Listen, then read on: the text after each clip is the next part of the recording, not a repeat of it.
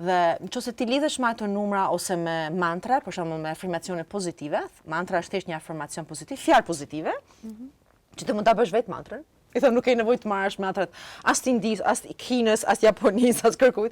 Ti ke mundësi vetë. Unë kuptoj të unë përdori mantrat të gjithë botës, sepse ka mantra, domethënë ka afirmacione. Dhe i thua vetes çdo mëngjes kur zgjohesh. Ka dhe orare të ndryshme. Kush don dashurinë, do të lidhen me orën 7. 7 mëngjes ose 7 të darkës. Kush do dashurinë e vërtet.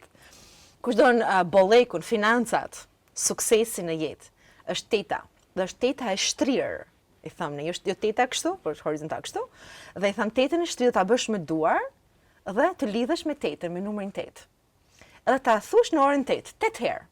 Nëse bën në 7, ta thush 7 herë mantrën. Dhe afirmacioni është krejt kollaj. Ti i thu vetë, por nëse don financa të mira, thuaj financat e mia zhvillohen. Kontoja ime rritet.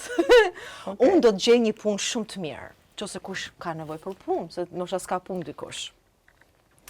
Domethënë financat nuk janë thjesht se si ne mendojmë. Financa është një temë shumë më e thellë, po ta shikojmë tamam, se ajo ka lidhje edhe me borxhet e jetës.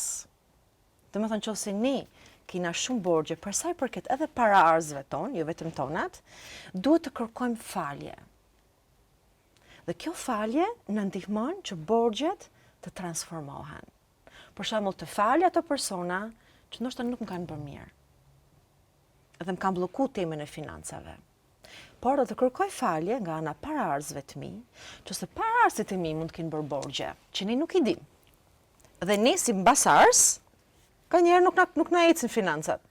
Pse s'ecin financat? Se nganjëherë ke temat, o të babs, o të nancë, janë ato temat që janë më të lidhura, më thellë, që i thash edhe herë që futesh në kasha dhe i shikon, dhe i thënë, wow, këtu ke këtë temë, këtë jetë, që ti akoma nuk e ke pastru, nuk e ke rregullu, nuk e ke balansu borxhin, dhe pastaj je i lirë, dhe vazhdon, dhe financat ecin, rrjedhin. Do rregullohen.